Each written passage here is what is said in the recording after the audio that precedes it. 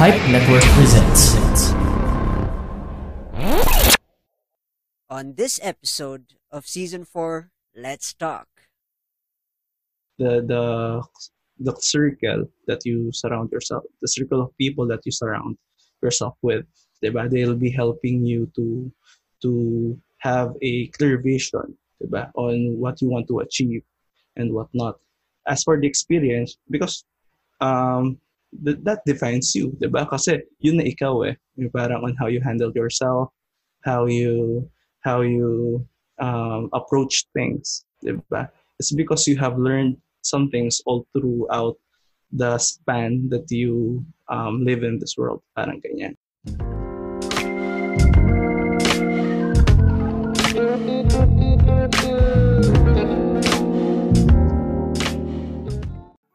Hey folks, welcome back to the Rajiv Show, and I'm your host Rajiv Doreswamy, and this show aims to help reach out to those who are currently struggling in life and to remind you that life is indeed beautiful when you're inspired to make it your own.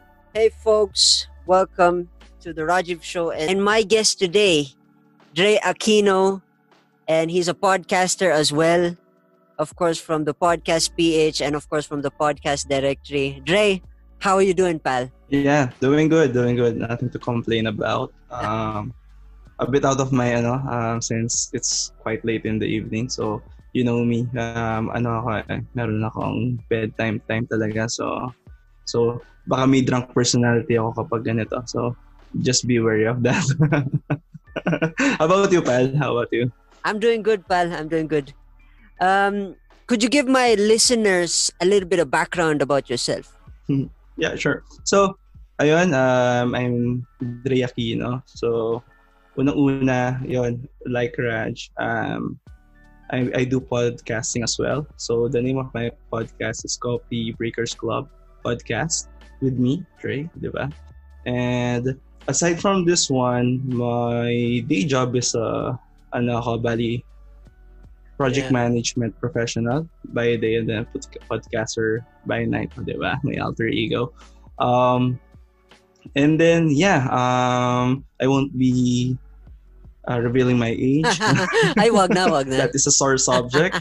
Wag na. So I guess I leave it at that kasi if you want to learn about me more, you can always check my podcast. Yeah. Diba? Galing nun ah. Galing nung segue.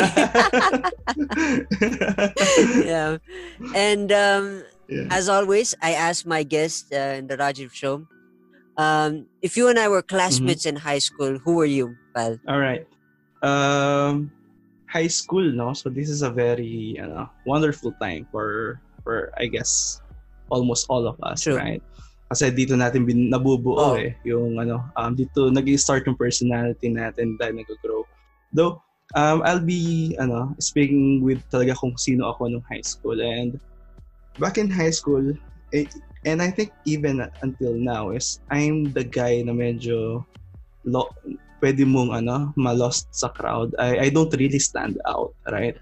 I am the guy na medyo tahimik lang, ganyan. Na as the cliche goes, parang tahimik pag una pero pag nakilala mo is sumiingay na, ganyan. So I really kumbaga yun talaga ako. I'm not particularly say loud. Though madaldal ako, but I'm not particularly have a loud personality and whatnot. I easily make friends with my classmates and whatnot kasi very neutral ako, ganun. Parang madali akong makausap or maka-close kasi nga medyo yung I can adjust myself to certain people quite easily, and until now I think I still have that ugali, let's say. But yeah, the very silent guy, hindi naman silent na literal na parang serial killer. Yeah, I don't really stand out. Yeah. Don't mess with me, parang gano'n. Parang gano'n. Parang anong ginagawa ni Andre? Ba't niya ako tinitignan na masama? Actually, iniisip ko lang kung ano yung ila-lunch mamaya. So, yun din sana sasabihin ko eh. Parang gano'n lang. And the next question that I ask is that who is your greatest motivator and why? Who, no? So this is a bit of parang a hard one for me, let's say, because really I don't have a particular, say, a person that I really follow or influence me at that level. If anything else, it's actually, say, medyo cliche na naman, but it's actually God. So, para yun yung pinaka-motivator ko because again, we have all our belief systems and whatnot, but that is for me. The closest thing that I could say that actually influences me, right? It's actually Kobe Bryant. Oh. So, he's a basketball player and yeah, kung meron man, siya na yung pinaka-closest kasi una, I liked him as a basketball player lang, right? But eventually, nalaman ko yung story niya and his mindset, diba? His mentality, diba? And then, that is when, okay, this guy is more than a basketball player for me. And with that, I could say that, yun, siguro siya na yung kung tao yung pinag-uusapan, siya na. Yun.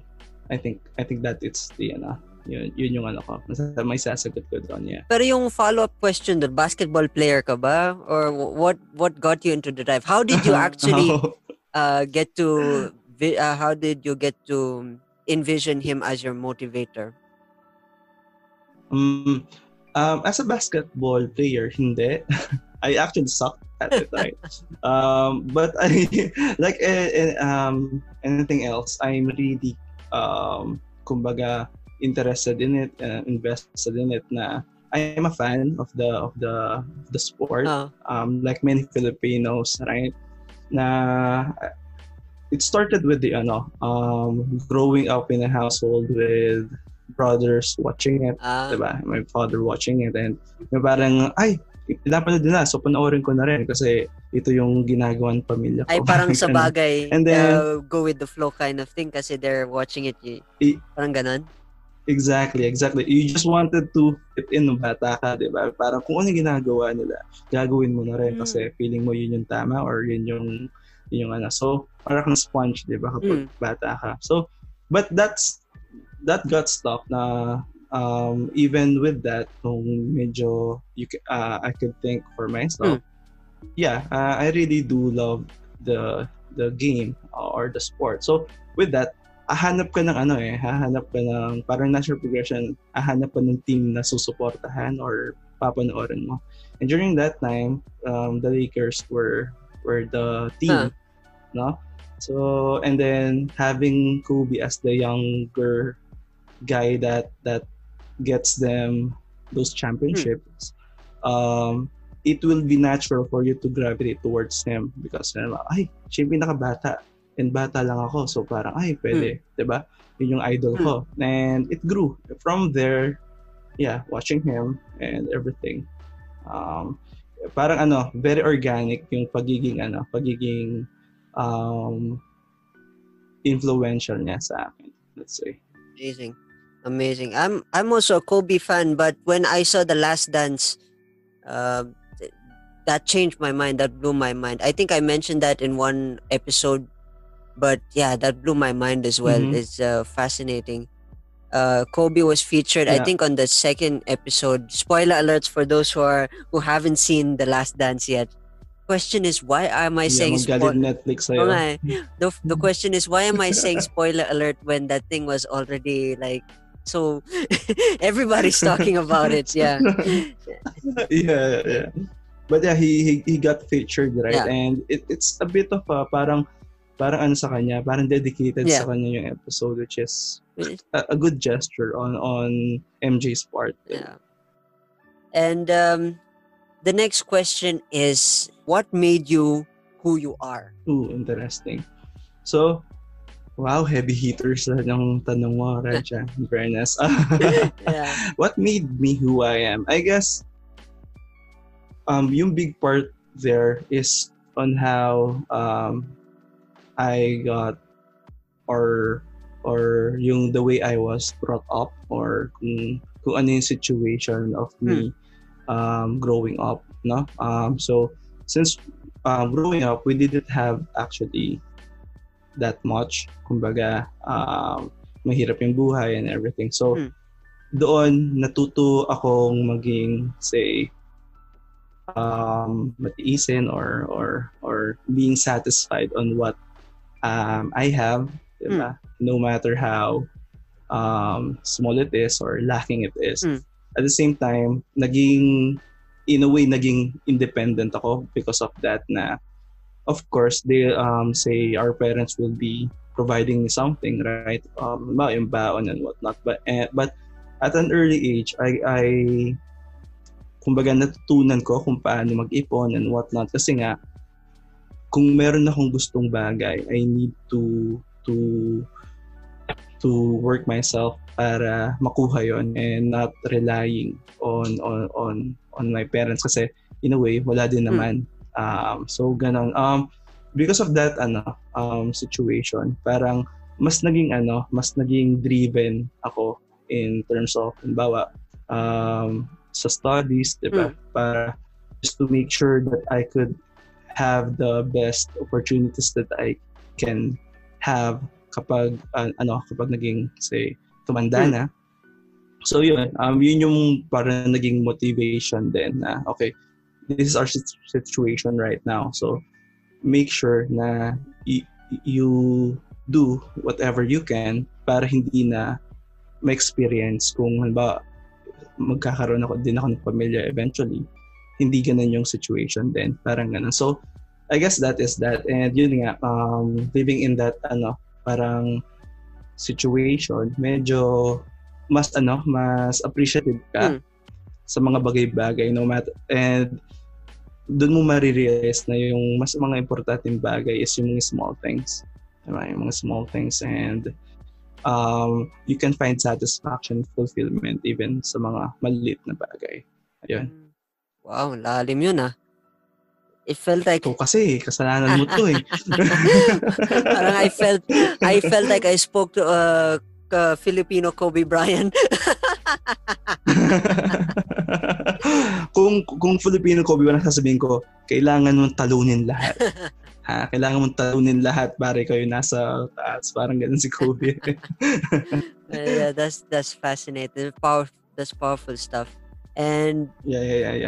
This one is also a question about the future, and the question is, if today was yesterday, what would you keep and what would you let go of? If today was yesterday, ano yung i-keep ko and I'll be letting go, parang ganun. Siguro I'll be keeping all the connections that I have, right? I mean, and also the experiences that na-experience ko, and because those connections and those experiences are what defines you as a person then, diba? Kumbaga sasabihin na tell me who your friends are and I'll tell you who you are, something of that along those lines, right?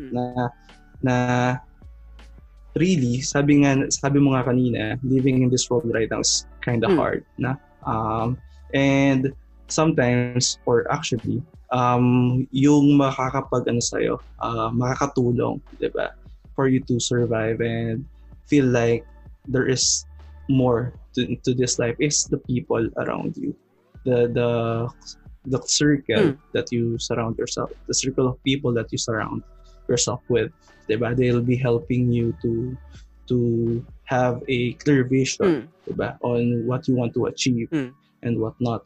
As for the experience, because that defines you, diba? Kasi yun na ikaw yung parang on how you handle yourself, how you approach things, diba? It's because you have learned some things all throughout the span that you live in this world, parang ganyan. So yun yung i-keep ko. Yung naman ilalet go ko, this is a bit harder, something to let go, no? It's true. I guess yung pressure, okay? Yung pressure of say because right now we are at the age, or me, no, I'm at the age na soon I'll be trying to build something on my own, like my family, business, let's say, right? So, though sasabihin na it's our own race, di ba? Ganyan-ganyan. But may life is short lang dito sa mundo. So, there is a bit of a pressure there na, okay, ito na dapat yung ginagawa ko, or ito na dapat yung meron ako, na those goals are actually set by me, di ba? And sometimes you can't hit them due to various reasons. And sometimes you can't control them. But again, the pressure is there. Kahit no matter how hard you sometimes na hindi ma-feel yung pressure or tinatanggal yung pressure, sure enough na kahit konti, mararamdaman mo pa rin siya. Diba? So, I guess, yun yung masarap tanggalin minsan. Diba? Given the nature of my personality, na carefree, parang happy-go-lucky, optimistic, and yun. Siguro, yeah. Wow. That's so deep, man. I hope I answered that question. That's so deep, man. Good. You know? It's very, very deep. Cool stuff. Anyway, my next question is now futuristic. This is a two-part question as well. With the happening of the future, with the change of times, what are your thoughts for today's future, and of course a little bit about your life? You can start with your life and transition to the future, or you can start with the future and transition to your life. Okay. Siguro, if I may, I could just combine it in a way. Sure. So, parang my future life, parang diba? So, what I strive for talaga is, another cliche is true happiness, diba? And sometimes, that translation of what happiness means in the future is lost minsan, or na nagiging blurry yung vision natin kung ano ba talaga yung happiness and whatnot. Right? So, with this, parang ang iniisip ko, go to the basic on what really makes you happy. So, for example, having a 3-story house, that is nice, right? But will that really make you happy? Is that your measure of happiness? Having, say, 3 sets of automobiles, do you really need that to say that you're happy? Something of that nature. Kasi, in a way, na-influence na din ako dun sa mentality of being a minimalist. Parang, really, strip away all the excess and just focus on what is necessary. And most likely than not, bare essentials are really could give you what you're actually looking for, diba? So parang ganyan ko siya nakikita yung magiging buhay ko, and that is actually what I'm aiming for in a way, na future of being happy and contented on what I have, whatever that is. Ayan. Wow, that was minimalistic. Wow, I wanna unbox that if you don't mind. Like, wow, minimalistic. Coming from an introverted, from an external source, and then once you get to know the person, where does minimalistic minimalism come? Where does that part of your life sing? Where did you find out? Where it stemmed for? Parang ganyan. Yeah. It's from I guess what happened was sabi ko nga kanina doon sa una ko na banggit na growing up, we didn't really have much, right? So in a way, I'm living the minimalistic lifestyle kasi yun na yung lifestyle namin, right? Kumbaga yun na yung buhay namin, right? So, and then given the situation where nagkatrabaho na ganyan, and now I have the capability to or the capacity to buy the things that I wanted to have nung wala pa, diba? So, doon ako nag-splurge na, ay, gusto ko na to, mabibili ko na to, and whatnot. And one way, and after some time, napansin ko na, wow, I have all this stuff. Yeah. Na, for example, just to give you a vision, or a visual, is meron akong, say, 26 pairs of shoes and slippers. Parang ganon. Which includes naman yung black shoes na pang work, ganyan-ganyan, yung pang bundok or pantakbo. But still, 26 pairs is too much. Yeah. Unless you're an octopus, then yeah. Or a centipede even, di ba? And then, okay lang sana yun. Pero ang napansin ko kasi noon is, parang kalahati ng waking hours ko is just trying to look or find the next new thing to buy.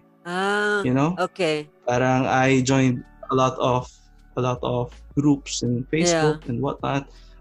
Reading a lot of stuff online to know what's the new and the best, something like that. And I'll go out of my way to buy that stuff. Na feel ko na toxic na. Parang sa akin lang, parang yung to the point na, parang dati ipon ko lang to, or I have this ipon, pero hindi naman lahat nakukuha, pero syempre, nag-shoutout tayo ng konti para sa mga bagay na yun. So, na-realize ko na parang yung happiness na makukuha mo in buying stuff, meron naman talaga. Parang right? Meron naman yung materialism? Oo. Parang ganun? Oo. Meron naman talagang happiness nun. Pero ang hindi natin nare-realize is sobrang panandalian yung happiness na yan. Kasi you're not actually happy on having it. What the happiness is yung fact na yung action na bumibili ka ng something na bago. Yeah. Yun yung dangerous na parang para siyang drugs. No? Para siyang nakaka-addict na legal. Alam mo yun? Yeah. Kasi wala naman magbabawal sa'yo magbumili ng mga bagay-bagay na. But doon yung realization na, okay, what makes me happy is the act of buying it and not actually caring about having it. So, so walang kwenta yung kapag nasa akin na to the point na nagiging na lang sila parang nakastock lang sa bahay, diba? Yeah. Di mo naman magamit lahat and whatnot. And with that, doon ko na-realize na dati hindi ako ganito. So ano yung what changed? And then, it's a conscious decision of, okay, I need to solve this, diba? To improve myself. And looking online, just parang total accident, may nakita akong parang post lang parang minimalist tutor. Clicked on it, read about it, and yung napaka-interesting dito, ginagawa ko to dati, ganito ako dati. Ngayon meron ng term to describe it. Right? So with that, and then reading a bit more, watching say documentaries and reading books about it. Doon ko na-realize na, okay, I need to do this now. Kasi this is just me going back to the real me. Parang ganon. Diba? So ayun, doon nag-start. And sabi nga, yung minimalism kasi, yung hindi nare-realize ng iba or yung pagkakakilala nila sa minimalism is just the aesthetic part of being a minimalist. Yung parang walang masyadong design or yung suot laging black lang, ganyan. Yung sapatos purong puti lang, something like that. The aesthetic part of it. It's part of the minimalism culture, but yun yung surface level lang yun. The deeper understanding of what minimalism is really living a life of having a direction in a way na, or a mentality na just own what you need. Parang ganon. And nothing more. Something of that nature. Parang, meron akong iniisip na term to really describe it, but for some reason, di ko siya maalala ngayon. But kapag naalala ko siya, bigla ko lang siyang sasabihin sa episode na to. Parang a moment of euphoria. Yung pala yung sasabi ko lang. But ayun, naalala ko na, intentional living. intentional living, na lahat ng ginagawa mo is very intentional, na it gives more meaning sa buhay mo. Parang ganun. So, when you buy something, make sure that it contributes on your betterment, parang ganyan, or self-improvement, parang ganyan. So, that is, yun yung mas malalim na minimalism. The next question that I have in mind is that you mentioned, you've seen a Facebook post. The follow-up question to that is, ever since you heard about the idea of minimalism, was it hard? Parang the direction to the question is that when you transition from being a consumer to a minimalist, perfect. Did you have that same thing, that same feeling that if I do this, you're asking yourself whether is it worth it? Yung parang ganun, self-doubt, self-denial, like, or am I just... Parang kaya ko ba? Kaya ko bang panindigan? Or I'm just bullshitting myself or something. Was that the feeling? Exactly. Quite the contrary. Hindi. Kasi, so why?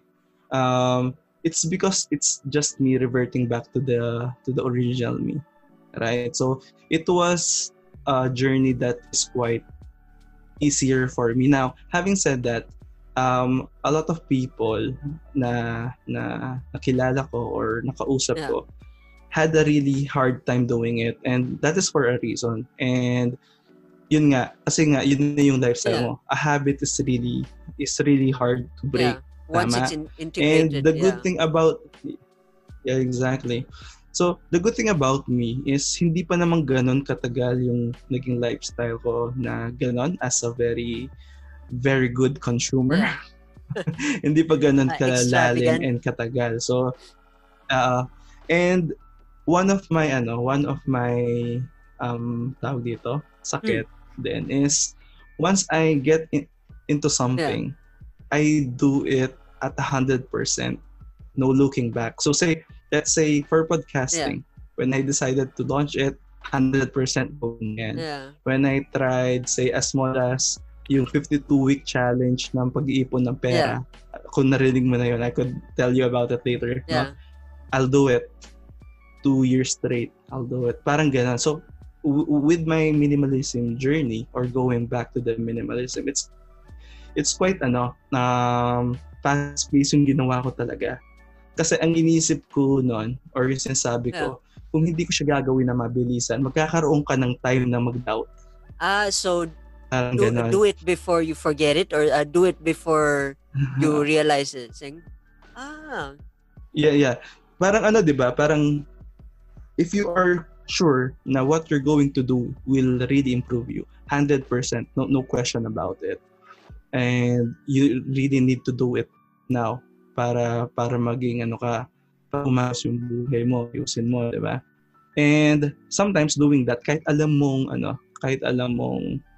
tama yung gagawin mo, sometimes magkaka-doubt ka pa rin. Kasi in a way, yun na yung naging lifestyle mo, or yun na yung nakasanayan mo. Is it worth it? Wala naman ako sinasaktan na ibang tao.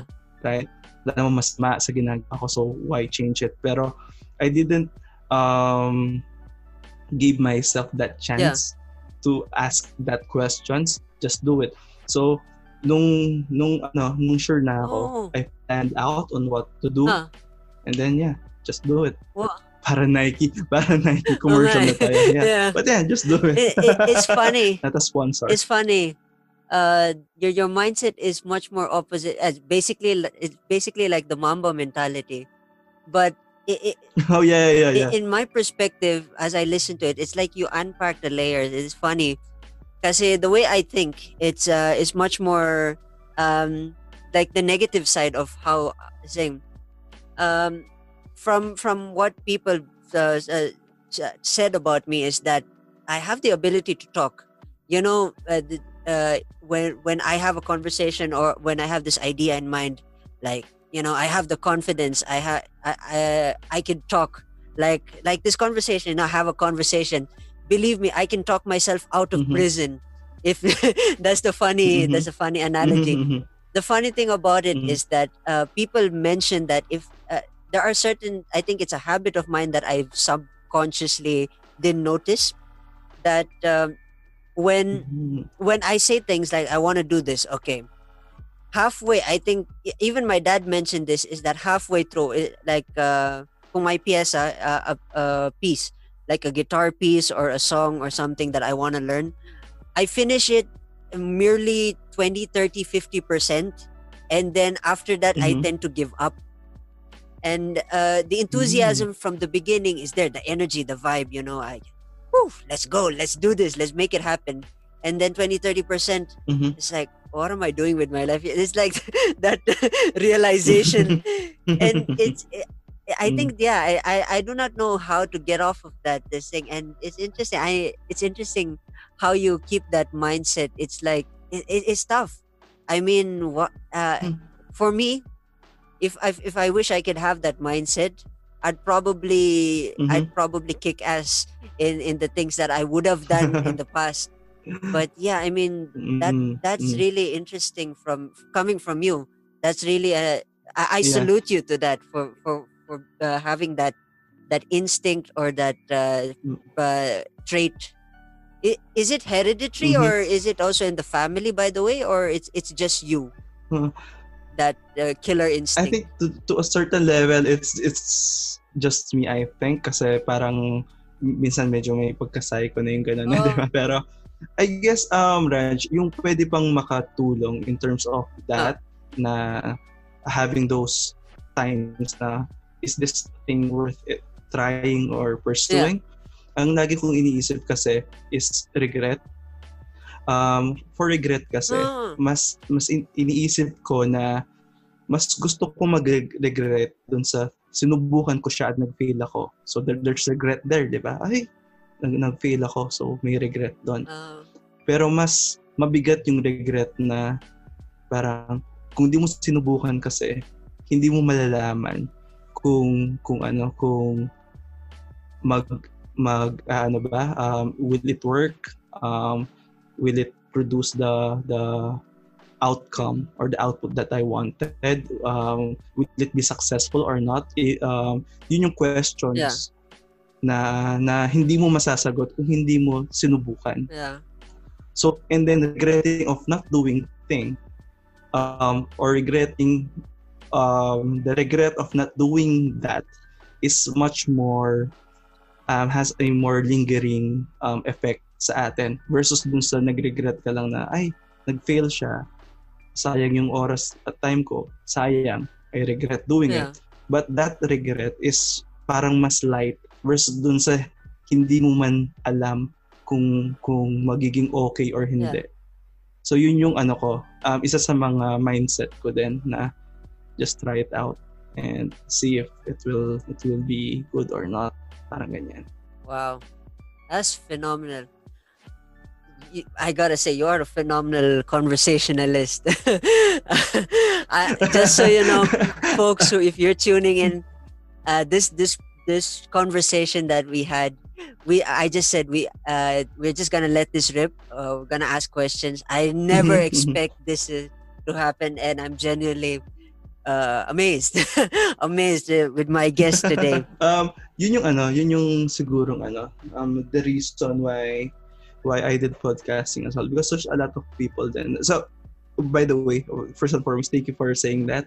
That meant a lot to me. Yeah, But say, people really tells me that I have this yun nga yung parang hindi siya talent eh. Ano ba tawag dito? Basta magaling makipag-usap or something like that. conversationalist.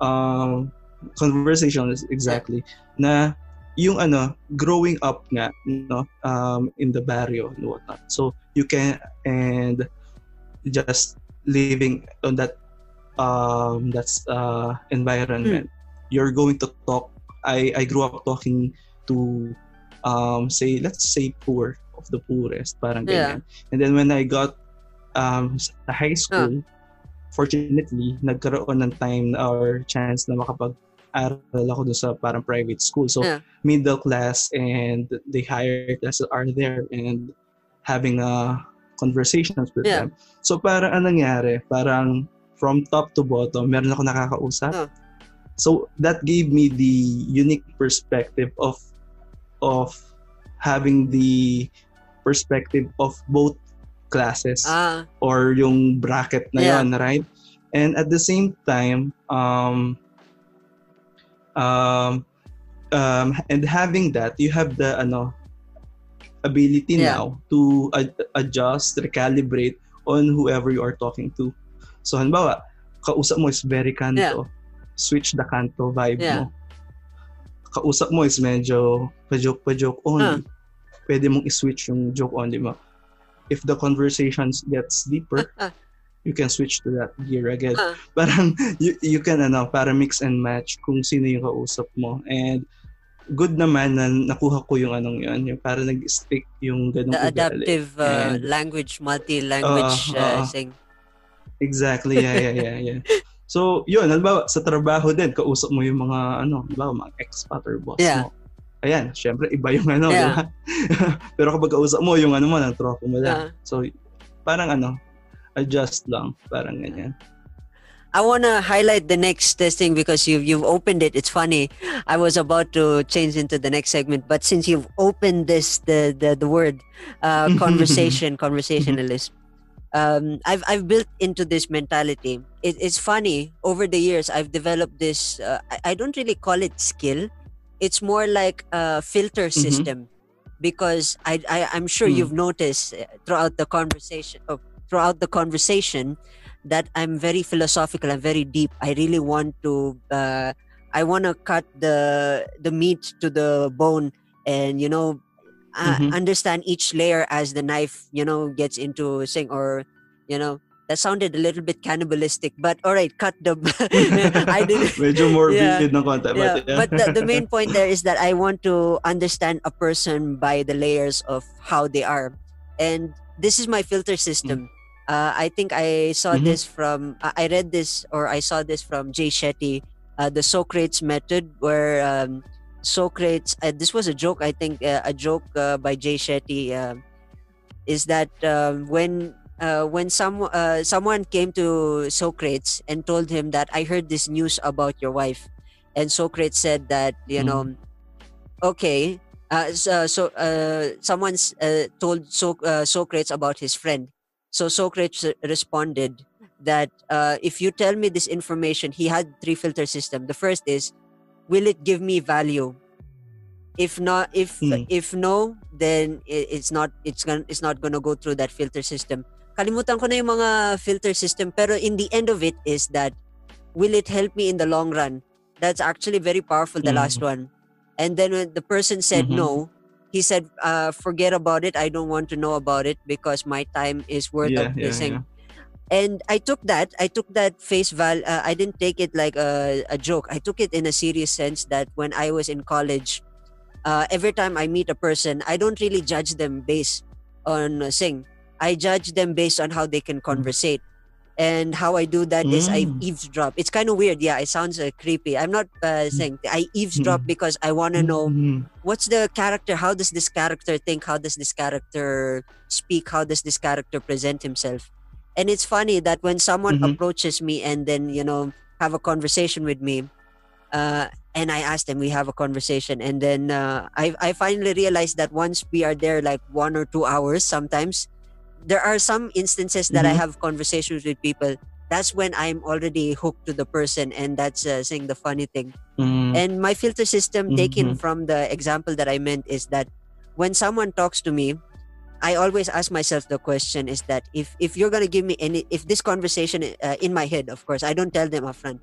If you and I are gonna have a conversation, are you gonna give me any value? And if the answer is no, then I'll just nod and agree. And then if we split apart after 20 seconds, well and good. But if it extends, I'll have to just sit there and take it like I'll have to sit there and think. But yeah, that's my method.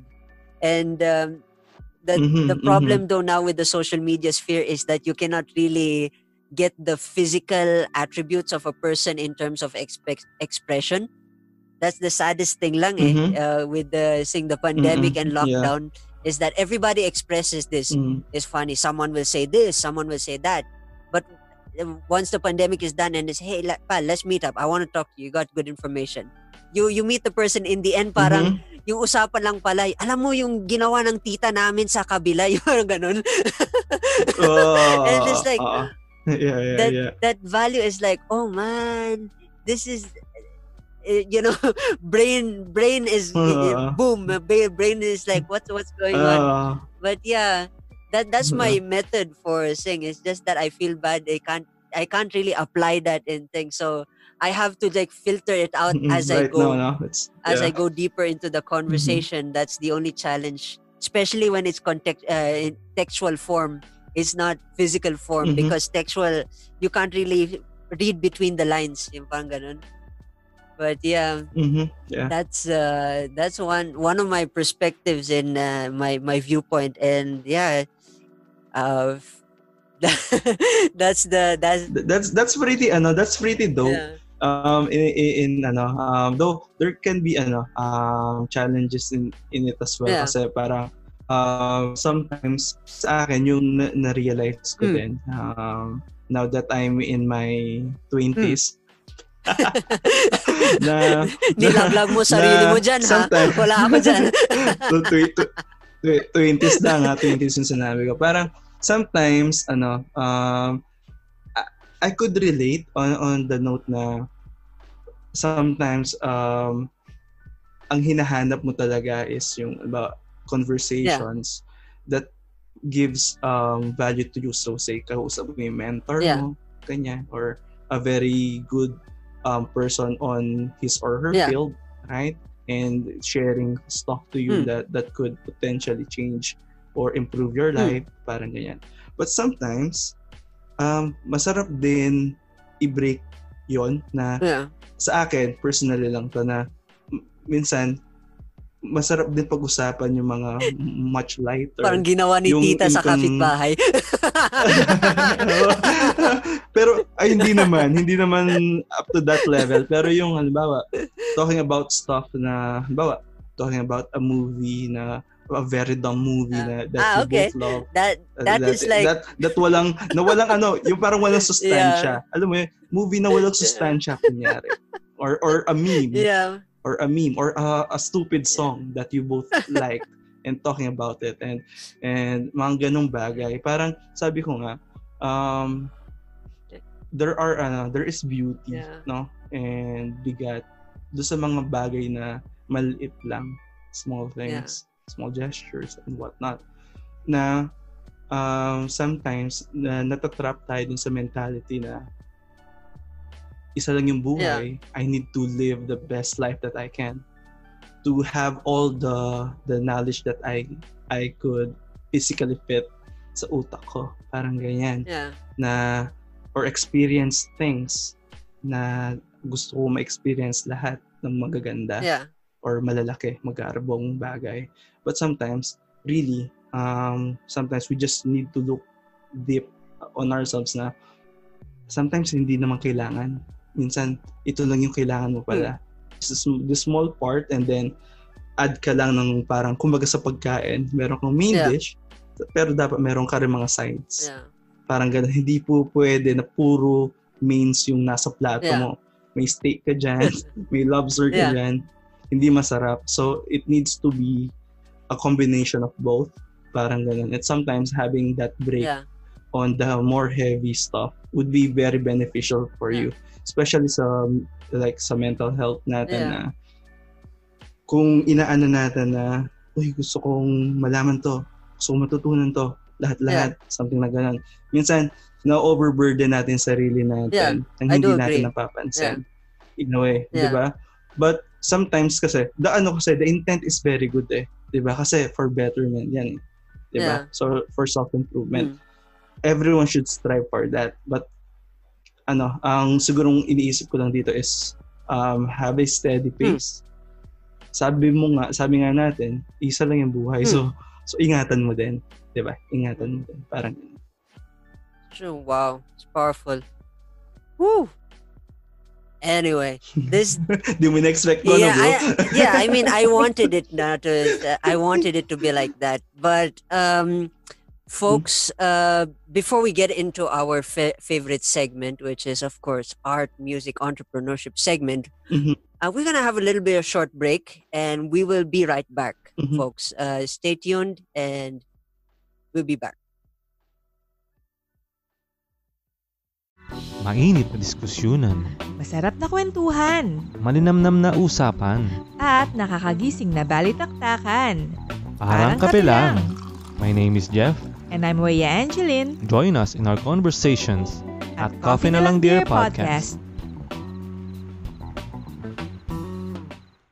Hey folks, welcome back, and welcome back to the Rajiv Show. And I'm here with my guest Ray Aquino, and we just had an amazing part one. This is we went deep into minimalism and how to approach friends, and how do you filter your friends, or how do you see friends, and it's fun. It's a fun conversation, and we want to open this talk now into more artistic approach, if you know what I mean. And we're gonna talk a bit about music. Of course, I'm sure a lot of you know is that I'm a musician and I love to talk about music. So Dre, I gotta ask you, what's your favorite genre of all time? Top 3. Give me top 3. Who's your favorite genre or bands or whatever? Sige. What I really love, or yung talagang kung i-ano mo lang yung music taste ko talaga, is I could sum up siguro into statements. It's alternative rock, and then 90s. Yun yung pinakadalawang sub 90s genre, let's say. 90s music, parang gano'n kasi yung kinalakihan natin. But yeah, alternative rock, because again, I'm kumbaga na-influensyahan and learned to love it from my brothers, and including my father then. So, alternative rock yung pinaka gusto ko, pero rock and roll in general. Alternative rock, are we talking Soundgarden? Are we talking Yeah. Oh Oasis, man, you got good taste. Yeah. Parang and it's more on the mainstream thing. Yun yung kumbaga wala akong masyadong kilalang mga indie bands na kapag meron nagkukwento na, uy, bro, napakinggan mo tong galing sa urinating monkeys or something na gano'n na galing UK to. That's so galing weird. UK gano'n. That's so weird. Made up lang yun. Parang ay hindi, yung kung ano lang yung nauso, yun lang yung pero it all started gusto mo yung urinating monkeys. Oo nga, nagulat ako dun eh. Yun yung unang pumasok sa isip ko, sorry na. Pero halimbawa,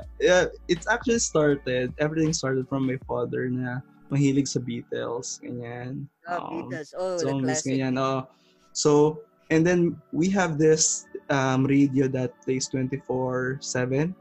Literal to. 24/7 nagpo-play yung radyo na yon. And nasa station lang siya ng RJ. If you're familiar with that. But RJ is ang piniplay niya is music from say as early as 50s. Minsan meron pang 40s. Up to say late 70s. Yung mga rock music doon.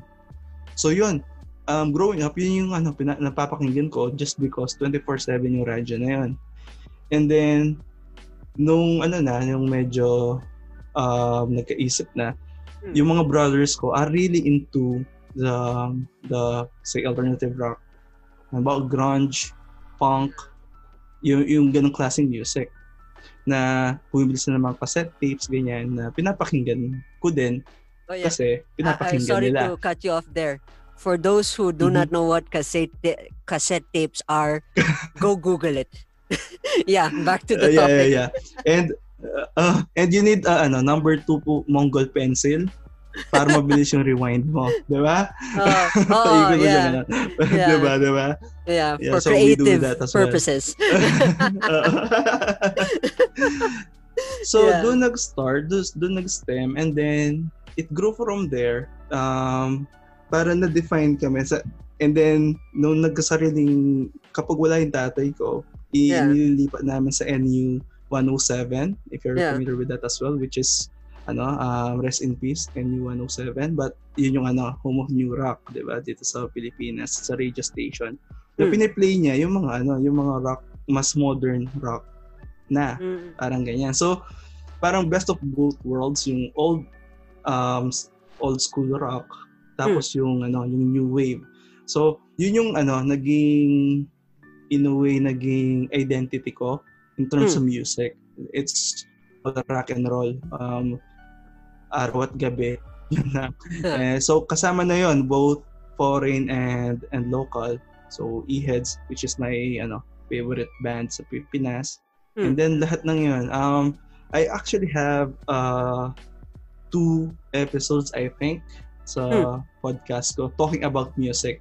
Una is yung Pinoy bands, and then another one is the Eraserheads episode. So I have 2 episodes talking just about music.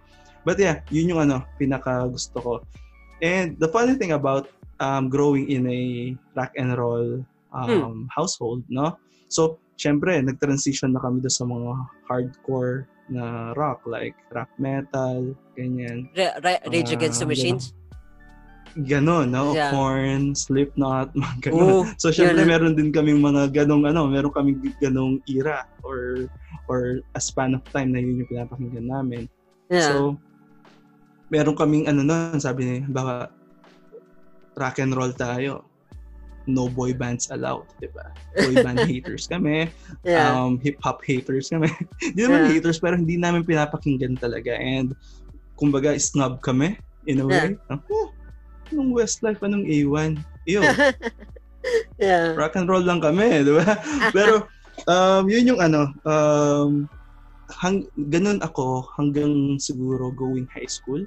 Yeah. Pero nung nag-college na, yung talagang medyo nabubuo na yung identity mo as a person. Doon ko na-realize na, hindi, okay din yung mga songs ng ibang klaseng Yeah. Your ear becomes wider. Yeah. Exactly. And you appreciate more of the other stuff. Like, yun. Though, reggae, ganyan, di ba? Other medyo pop-ish na songs or yung mga bands na medyo may pagka-pop, doon mo na marirealize na hindi, there's no point in trying to limit yourself. Di ba? Yeah. Parang ganon. And doon ko na parang hinabol din na I secretly love Westlife. I love this Michael is Learns where to you Rock. hear it. This is the first. Parang Michael Learns to Rock, ganyan. Ay, okay din, di ba? Yeah. And as well as yung mga medyo yun nga, yung mga, kasi yung uso sa 90s noon, yung mga medyo nakakasayaw or pangsayaw na kanta. You're not into the logical, lyrical songs that make you wonder, parang Queen, Queen music or anything like that? I do. Philosophical? Those are the side ng doon sa medyo old school na rock. Classic rock. And on how classic rock, exactly. So, on how I listen to music, is meron akong specific time for a certain genre or a certain band. Ooh. Parang ganun. Halimbawa, 3 days straight, puro Beatles lang yung papakinggan ko. 2 days straight, puro Queen lang yung papakinggan ko. Oo, ganun. Merong 1 week straight, puro E-Heads lang yung papakinggan ko. Or 1 to 2 days, puro 90s na one-hit wonder songs yung papakinggan ko. Meron akong ganun. Parang, if I have, kumbaga, kung nag-crave ka ng pagkain, parang talagang bibili ka. Halimbawa, chichirya. Bibili mo yung isang pinakamalaking pack ng chichirya na yun, tapos kakainin ko siya. Yeah. Ganun. Parang same with music. Parang hindi ako shuffle player na nagja-jump kahit anong randomly. Parang meron akong kapag nagising ako ngayong umaga or mamaya, I feel like listening to Linkin Park. Then I'll go listen to the album. The entire. You binge. The entire album. You binge listen. Exactly. Exactly. It's funny so, you mentioned It's funny you mentioned binge. That's one thing listeners should do with albums. I mean, for me Mm-hmm. personally, I wanted to also share my thoughts. In terms of rock, I gotta say, Mm-hmm. rock music. I think I had a conversation with my father in one of the episodes here in the Let's Talk series, where we dissect my type of music when I was in India. Mm-hmm. Because I'm a second generation bass player, and that was because of my dad. And with the story that I got into rock is when I was introduced to Black Sabbath. It's funny. I'm surprised that you've gone up to the level of Korn and Lamb of God. Believe me, my ears cannot really go beyond that. In my opinion, lang. I've only gone up to the holy trinity of heavy metal, which is of course Black Sabbath, Mm-hmm. Led Zeppelin, and Deep Purple, the holy trinity of Mm-hmm. the British Yeah, invasion. yeah, yeah.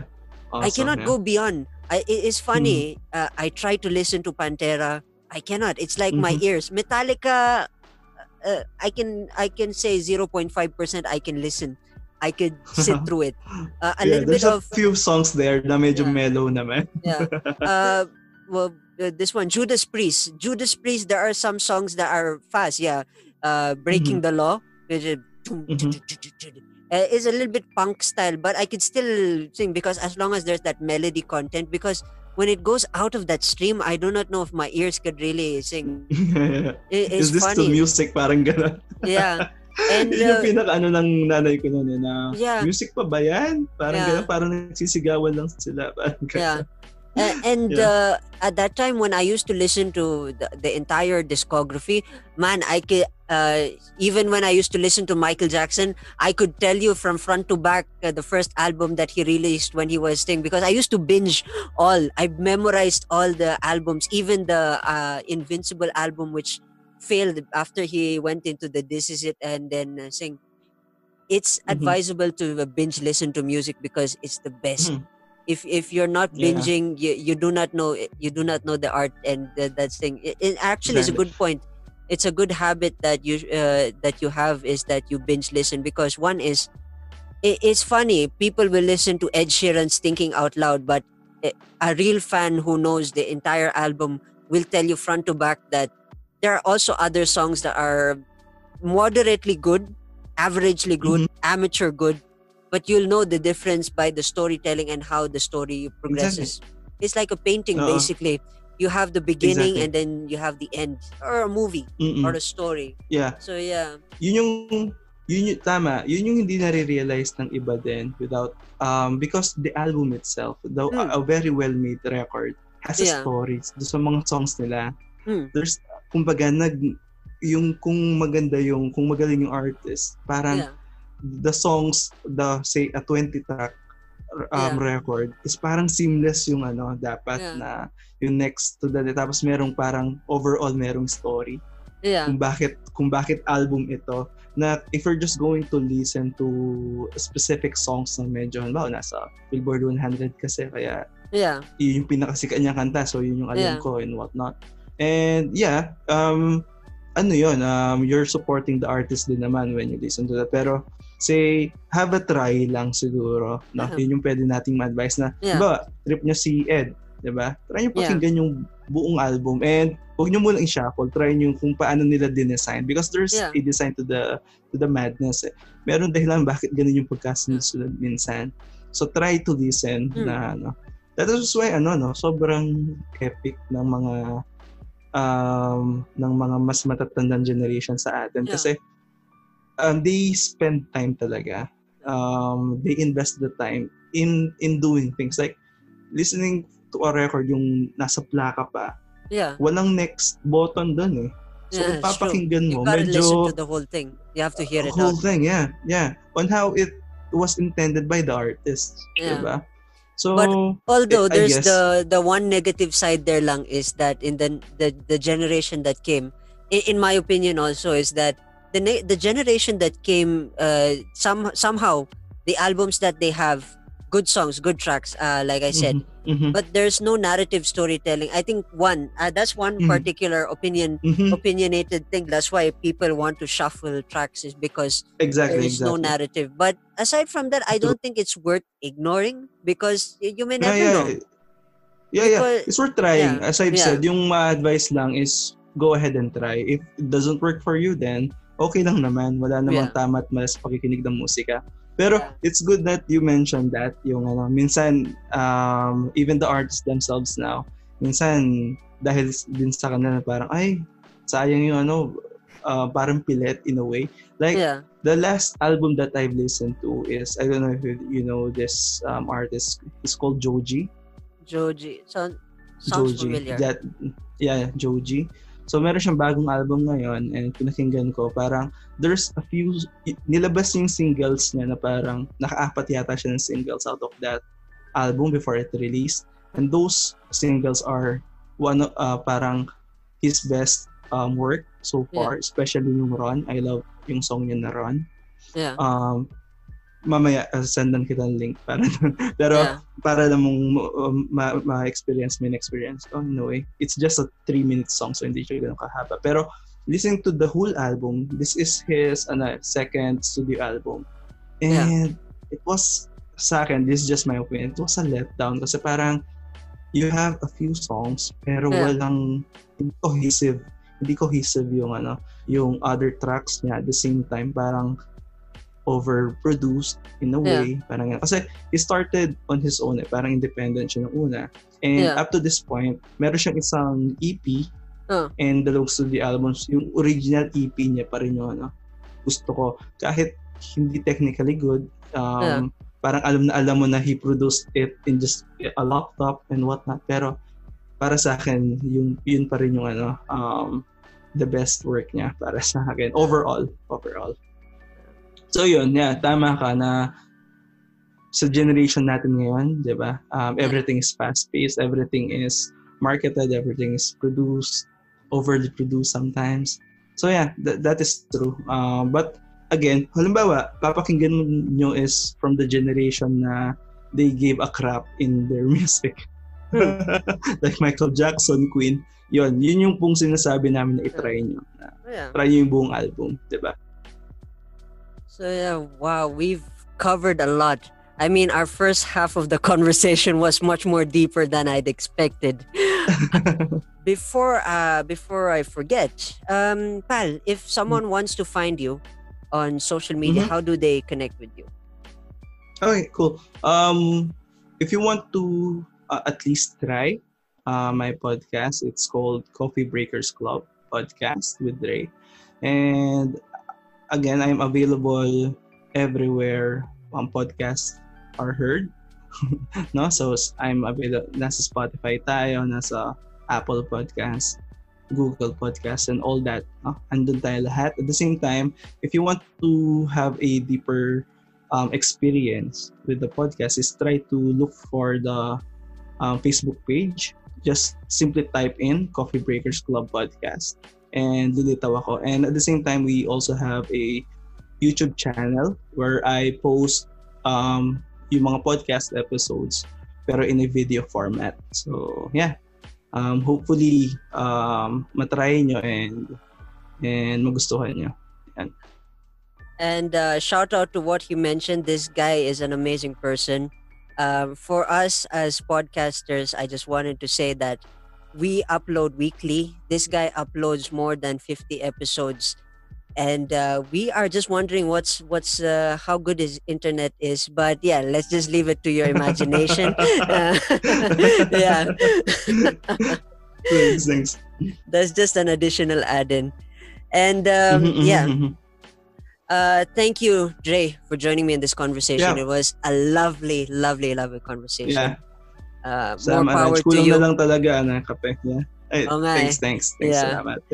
And more power to you. Keep doing what you do. And for those who are listening, I hope you picked up a thing or two in this conversation. Folks, if you enjoyed the show, don't forget to send your love to whatever you hear this podcast. And with that in mind, folks, cheers. I will see you in the next episode. See you around. Bye-bye.